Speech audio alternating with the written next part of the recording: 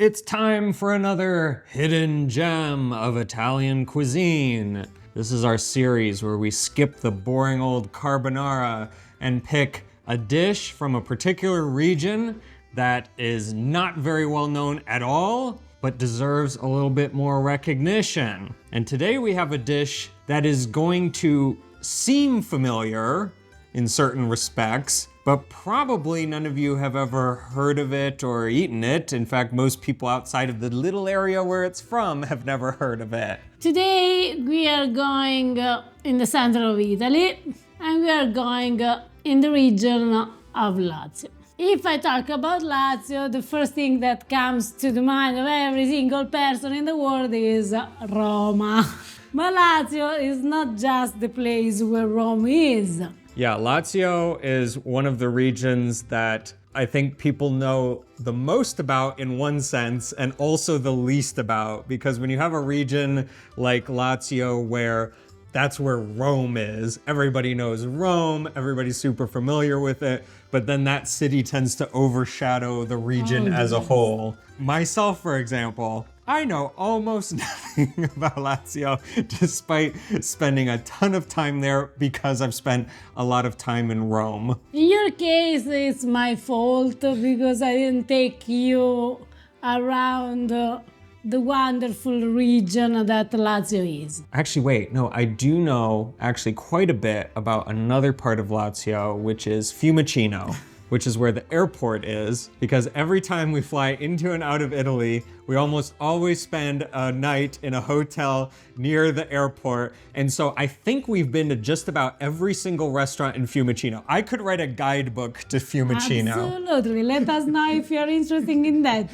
The pasta grammar guide of Fiumicino. I think that the food of Lazio is actually pretty well known because Rome gets a lot of credit for food that actually isn't from Rome. It's from around Rome, from Lazio. So like I know, for instance, amatriciana, which is an amazing, famous Roman pasta dish. It's actually from Amatrice. Amatrice, which is a town close to Rome, but is not Rome. And it was sadly destroyed by an earthquake.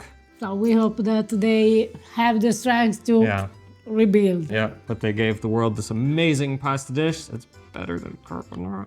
Now you can shout this, it's better than carbonara. I'm not ashamed to.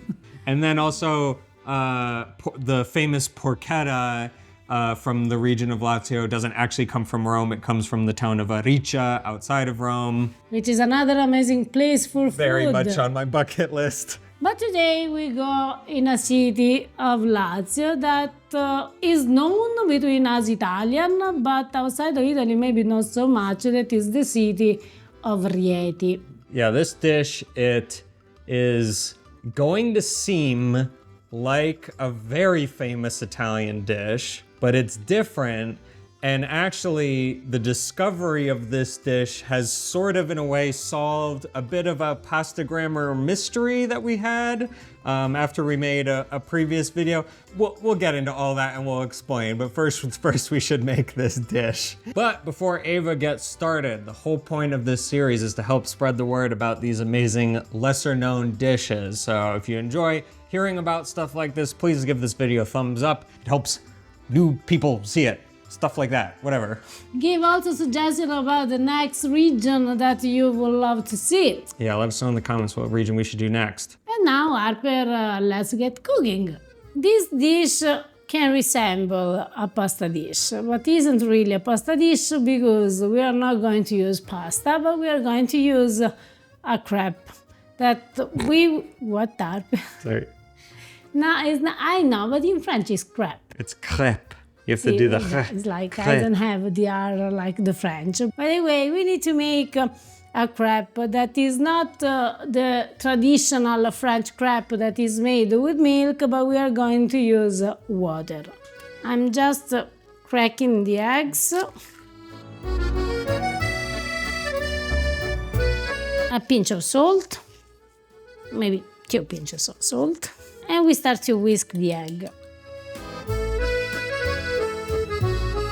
Then we can add water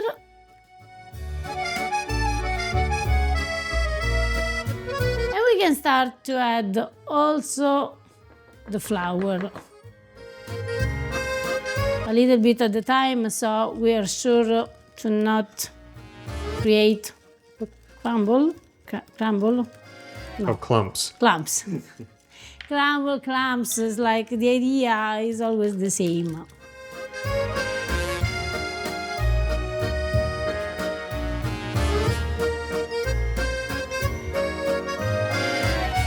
When the butter of your crepe. This is like a nightmare for you. When what you are doing looks like that, as you can see, is a thin mixture. Don't laugh, Harper. I'm trying to find all the word to skip the word that doesn't come right out of my mind, out of my mouth. By the way, you need to let it rest for about 30 minutes, 45 minutes, the time that actually you work on all the other ingredients. It's obvious, let it rest in the fridge because it's an egg-based mixture. The sauce that we need for this dish is a very simple tomato sauce, which means that I'm going to use garlic, olive oil, and whole peeled tomatoes. If you have, for example, a recipe of tomato sauce that includes, I don't know, like onion instead of garlic, or soffritto like onion, carrots, and celery, feel free also to use that. Important is that is a basic Italian tomato sauce. A good tomato sauce requires always some fresh basil. So if you have, put inside because it will smell much better. And don't forget never to salt the tomato sauce because otherwise it doesn't taste. I cover it and I let it cook on medium-low heat for 15-20 minutes. While the tomato sauce is cooking and our mixture for our crepe is resting, we can take care of the stuffing because this is a stuffed dish. And the stuff, one of the ingredients of our stuffing is grounded beef. A little bit of olive oil in a pan, medium-high heat, and then we can place our ground beef in the pan.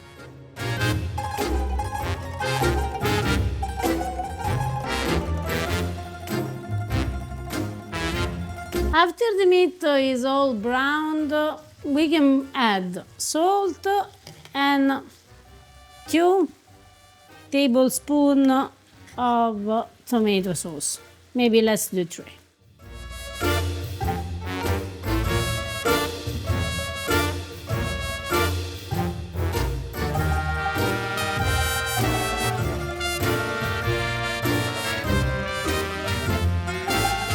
You can turn off the heat and we let it rest until we are ready to use it. Is it time to make the crepes? See, it's time to cook this mixture. Now, if you have the flat pan that is meant to do this, wonderful, use it. If you don't have, you can use, as I'm going to use, a small pan. Pay attention that is a non-stick pan. And nothing too special here. We need to grease the pan with a little bit of butter. And for a little bit, I mean really a little bit.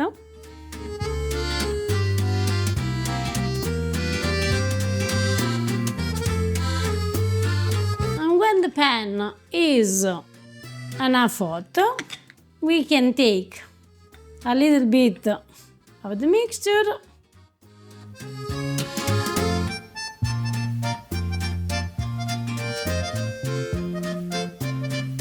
Now, when you make this, when you cook the crepe, the rule is the first one is always terrible. I don't know why, but this is the rule. So, don't worry, the first one, it will be not the most amazing crepe of your life. Or maybe yes, it will be actually a really crepe. Don't make me laugh, Harper. Don't make me laugh. You're making me laugh, so... I'm saying the truth. It'll be a crepe. It's a crepe. It's a real crepe.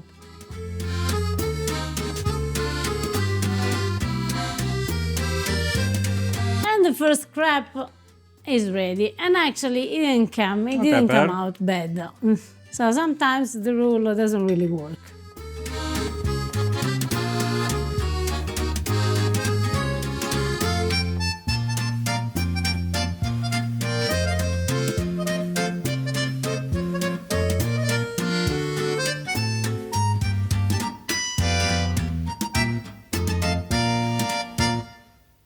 This looks to me like Eva has everything ready. You've got the tomato sauce, the meat, the crepes.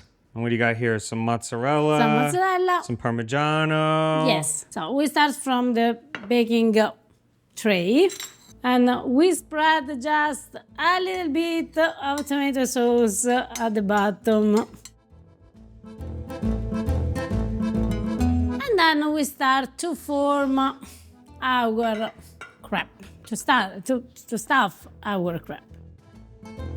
You take one crepe, place inside a little bit of meat, a little bit of Parmigiano.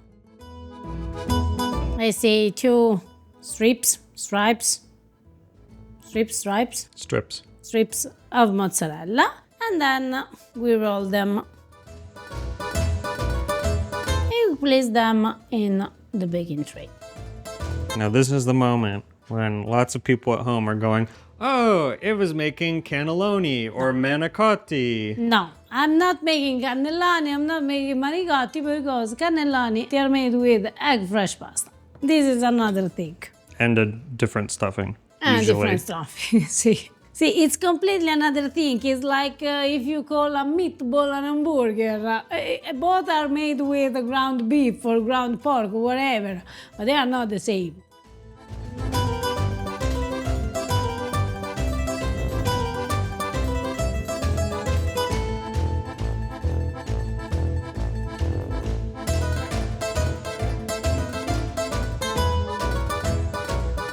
The last thing that we need to do is place the tomato sauce on top.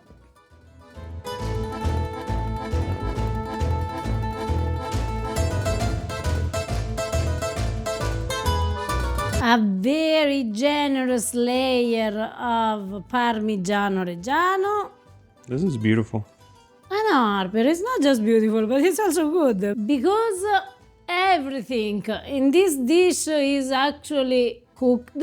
We are going to bake it for 15 minutes, 10-15 minutes until the cheese is melted and it looks ready to be enjoyed.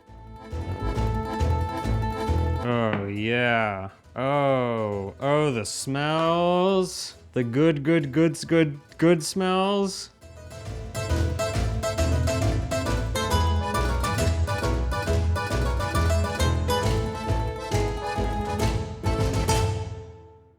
Very, very excited for this one. Do you want to finally tell us what this is? Because we've already established it's not cannelloni and it's not manicotti. This dish is called Stracci di Antrodoco. Now, Antrodoco is a small village in province of Rieti. All right, I think we should try this before we talk about the mystery that this dish has maybe solved.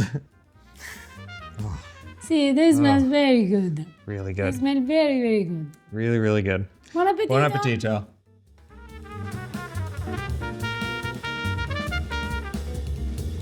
And they taste better than they smell. And they smell really, really good. No, it is absolutely, it is so good.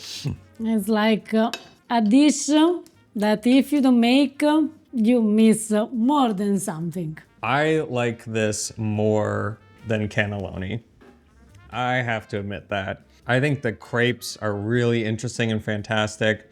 I think that the meat stuffing with the cheese is just over the top good. I am a meat lover though, so maybe it's not for everyone. I think they are so, so good. And honestly, I would take that over cannelloni any day. But interestingly, so this is the mystery that we were talking about. We made a video a while back where we shared like a traditional recipe for cannelloni. Again, a lot of people in America call it manicotti, but we heard from several people in the Italian American community who said, oh, my family makes that, but instead of pasta, we use crepes.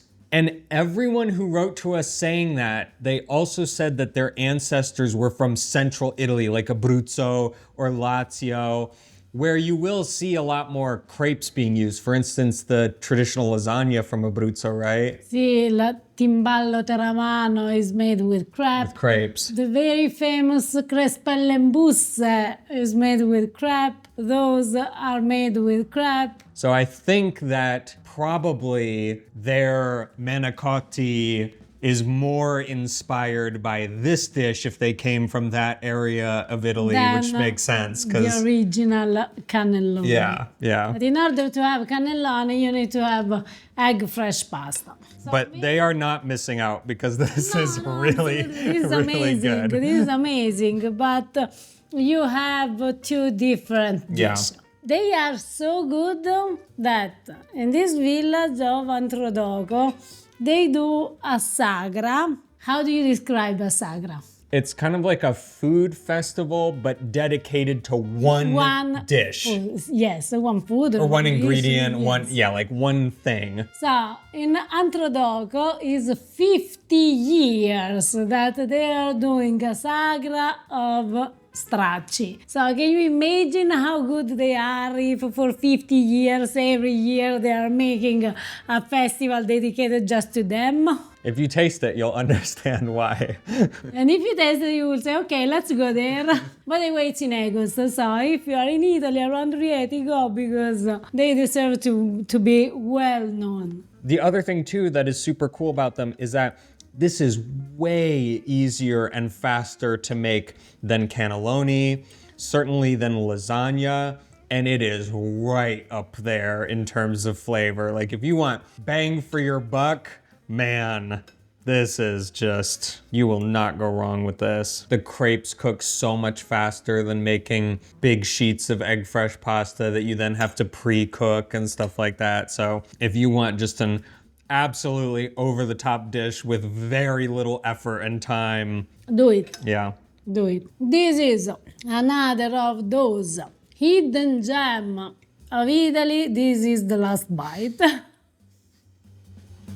of the hidden gem of Italy that are not well known outside of the region, but they deserve to be known all around the world because they are really, really amazing. Yeah. I think this is a case where it's sort of doomed to be overshadowed by cannelloni, or at least to just sort of be lumped in with it, which is what seems to have happened because clearly some people make really this, but they deserve their own space. Yeah, it really does. It's its own thing. It is super, super good. So keep in mind his name, Stracci di Antrodoco. Call them with their name. Isn't quite as memorable as... I know, but just make the effort. Stracci di Antrodoco. Well, to make Emilia Romagna a little bit happier, let's do a shout out to a pasta grammarian who made an absolutely incredible looking lasagna alla bolognese. Stunning. It's perfect. That lasagna is perfect. The only thing that I don't like is that they didn't invite me. Yeah, what the heck? It's like we were ready with our luggage to go everywhere. For a lasagna like that, yeah, we'll travel. If you want the recipe that made that amazing lasagna, check out our cookbook, The Italian Family Kitchen. Put a link down below. And the recipe for Stracci di Antrodoco. See, it needs a more punchy name. That's my only feedback. Stracci.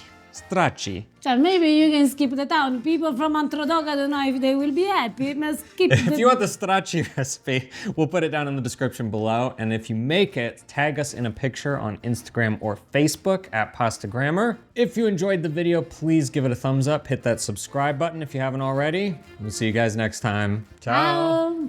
Okay, I need some more. It's too good. Now bring another one so we can share the other one.